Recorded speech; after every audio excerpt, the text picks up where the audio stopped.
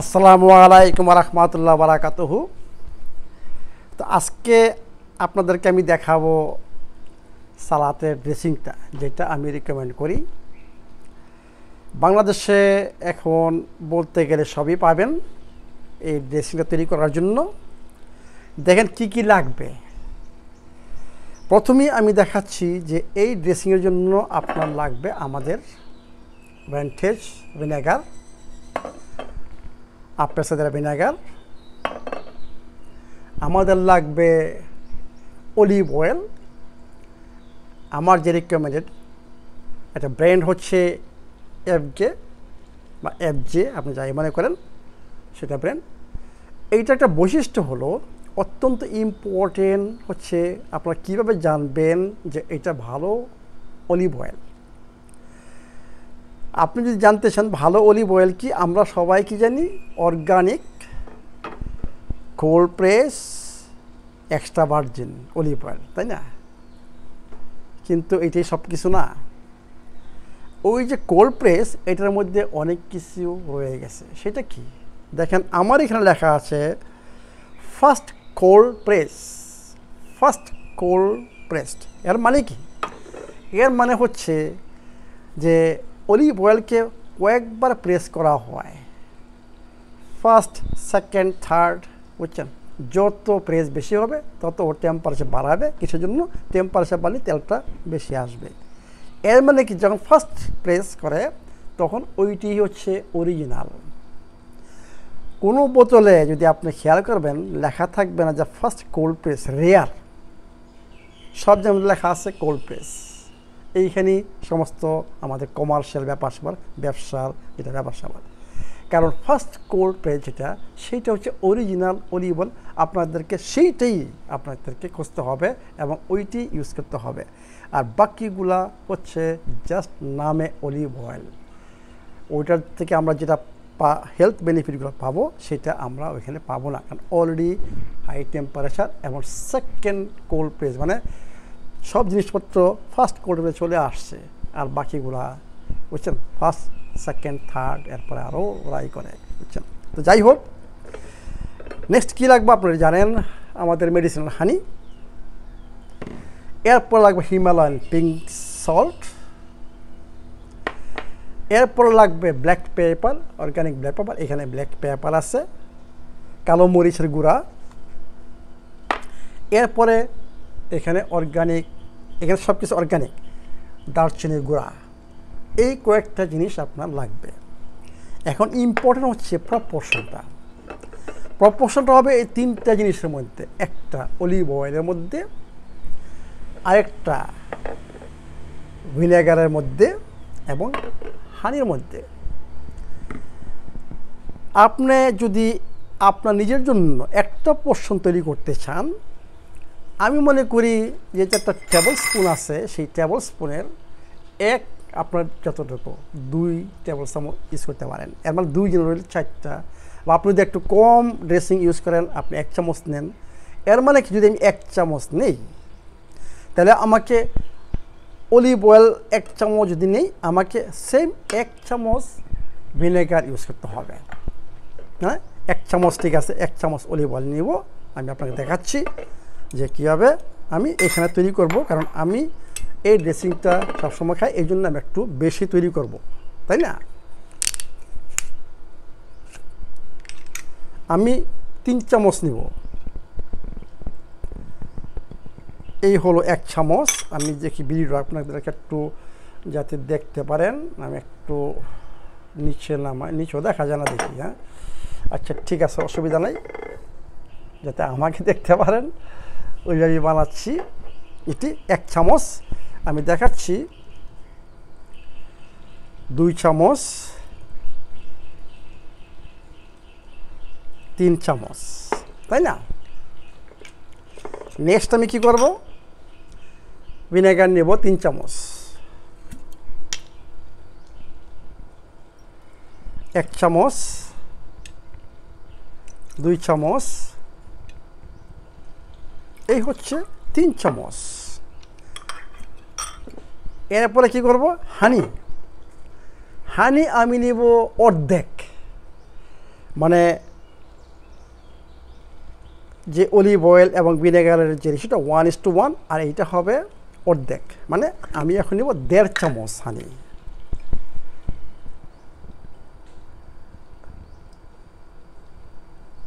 এই হলো 1 চামচ এবং অর্ধেক চামচ। এরপর আমি কি করব,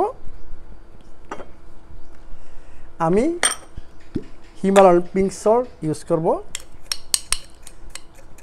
টিস্পুনের অর্ধেক বা একটু বেশি দিতে পারেন, নো প্রবলেম, যেহেতু আমি 3 বার একটু বেশি দিই। এটা আপনার টেস্ট অনুসারে আপনি যতটুকু টেস্ট করেন। এরপর আমি কি করব, অর্ধেক চামচ কালো মরিচের গুঁড়া আমি ইউজ করব, মানে ব্ল্যাক পেপার। নেক্সট আমি কি করব, আমি সেম অর্ধেক চামচ সিনামন পাউডার, মানে দারচিনির গুঁড়া। কিসের জন্য, আমি যেখানে হানি ইউজ করি সেইখানে আমি ট্রাই করি আপনার দারচিনির গুঁড়া ইউজ করার জন্য। কিসের জন্য, দারচিনির গুঁড়া ইনসুলিন সেন্সিটিভিটি বাড়ায় আর হানিটা আপনার ব্লাড সুগার বাড়ায়, যাতে ওইটা কম্পেনসেট হয়। এই জন্য সবচেয়ে বেস্ট হচ্ছে যদি আপনি একটা মিক্সার তৈরি করতে পারেন আপেল ভিনেগার, হানি এবং সিনামন দিয়ে, মানে সিনামন এবং আপেল ভিনেগারটা আপনার ব্লাড সুগারের এফেক্ট যে আসবে সেটা হবে না হানির। এর মানে কি, আপেল ভিনেগার জিআই আপনার হানির লো করবে এবং সিনামন আপনার ইনসুলিন সেন্সিটিভ বাড়াবে। এর মানে কি, হানির যে এফেক্টটা ব্লাড সুগারে আসবে সেইটা আপনার হবে না। এটাকে অ্যাভয়েড করার জন্য আমি এই দুইটা জিনিস, যখন হানি ইউজ করি আমি এই দুটো জিনিস ইউজ করি। এখন আমি কি করব, সুন্দর মতো ভালো মতো এটা মিক্স করব, ভালো মতো মিক্স করেন এবং এত টেস্টি এবং এত পুষ্টিযুক্ত একটা ড্রেসিং আপনি যখন সালাদে করবেন, ইউজ করবেন, আপনি নিজেই বুঝতে পারবেন যেটা কত টেস্টি। এবং সবচেয়ে ইম্পর্টেন্ট হচ্ছে যে এটার মধ্যে কত পুষ্টি রয়ে গেছে, এটার মধ্যে প্রোবায়োটিক্স রয়ে গেছে, এটার মধ্যে অলিভ অয়েল, আপনাদের হার্ট হেলথি একটা ফুড অলিভ অয়েল। হানির মধ্যে প্রচুর পরিমাণে এনজাইম রয়ে গেছে, আপনার ভিনেগার এনজাইম রয়ে গেছে, এটা একটা প্রোবায়োটিক এবং হানির যে গুণাগুণ এটা আমি মনে করি আমাদের আর রিপিট করতে হবে না। আপনারা জানেন কিসের জন্য আমি হানি সবসময় ইউজ করি এবং আপনাদেরকে বলি ইউজ করার জন্য। ফ্যান্টাস্টিক, দেখেন একটা সুন্দর একটা ডিসার্ট হয়ে গেল, দেখছেন, এবং টেস্ট আপনি জানেন ফ্যান্টাস্টিক টেস্ট, দেখেন কত সুন্দর। এবং এটা যদি জাস্ট আমি আপনাকে জাস্ট একটু দেখাচ্ছি, জাস্ট আমি নিজেই একটু ট্রাই করি, জাস্ট ড্রেসিং।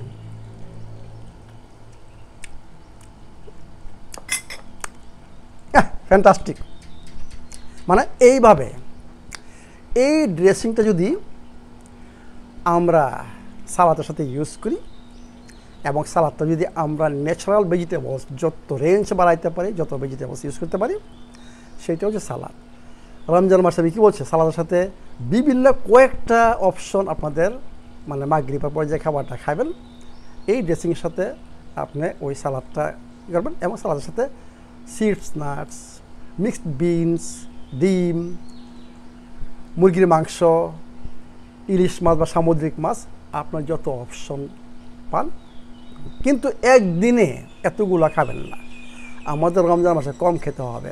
আমি যদি একদিন মনে করেন যদি সিডস নাটস নেই সালাদের সাথে মিক্সড করি, আমি হয়তোবা 2টা ডিম, অন্য কোনো দরকার নাই। আরেক দিন মনে করেন যে নাটস নেই, আমি হয়তোবা আমি মুরগির মাংস ইউজ করতে পারি, তাই না।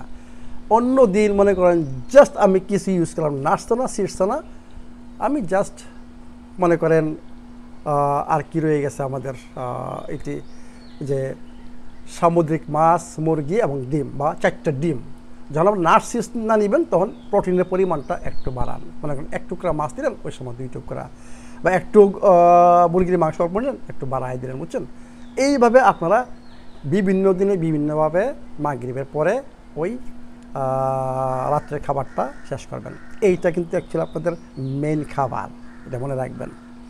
মানে মাগরিবের পরে ইশার আগে যে খাবারটা রমজান মাসে সেটা হচ্ছে মেইন খাবার। এইখানে আমরা সব কিছু দিচ্ছি শরীরকে, মানে প্রোটিন থেকে আরম্ভ করে, কার্বোহাইড্রেট থেকে আরম্ভ করে, ফ্যাট থেকে আরম্ভ করে অন্যান্য যে মিক্রোনিউট্রিয়েন্টস, এনজাইম, ভিটামিনস, মিনারেল সব কিছু আমরা এখানে দিচ্ছি।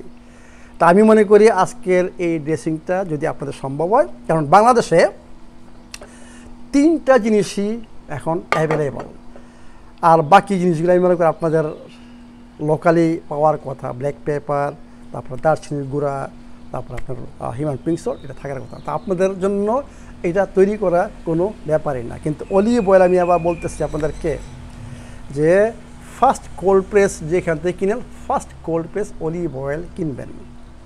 অলিভ অয়েল একটা কমার্শিয়াল প্রোডাক্ট পুরো ওয়ার্ল্ড ওয়াইড। এইটা আপনারা জানেন না কতটুকু আপনারা কী খাচ্ছেন, নোবডি নোজ। এই জন্য বলি যে অলিভ অয়েলটা আপনাকে শরীরে ক্ষতিও করতে পারে, আবার এটা অত্যন্ত হার্ট হেলথি অলিভ অয়েলটা। তো এই জন্য বলতেছি যে সালাদটা তৈরি করে খান, আমাদের শপ থেকে, দোকান থেকে এইসব প্রোডাক্ট কিনে এগুলো খান, যাতে শরীরের ক্ষতি না হয়। তো আমি মনে করি যে রমজান মাস আমাদের খুব নিকটে। তা আমরা মনে করি যে এই রমজান মাসে আমরা আমাদের স্বাস্থ্য ইনশাল্লাহ ঠিক করবো। আল্লাহ পাক যে উদ্দেশ্যে রমজান মাস আমাদের উপর খরচ করেছেন, সে উদ্দেশ্যটা আমরা ইনশাল্লাহ মানে পালন করতে সফল হব। ভালো থাকেন, সুস্থ থাকেন।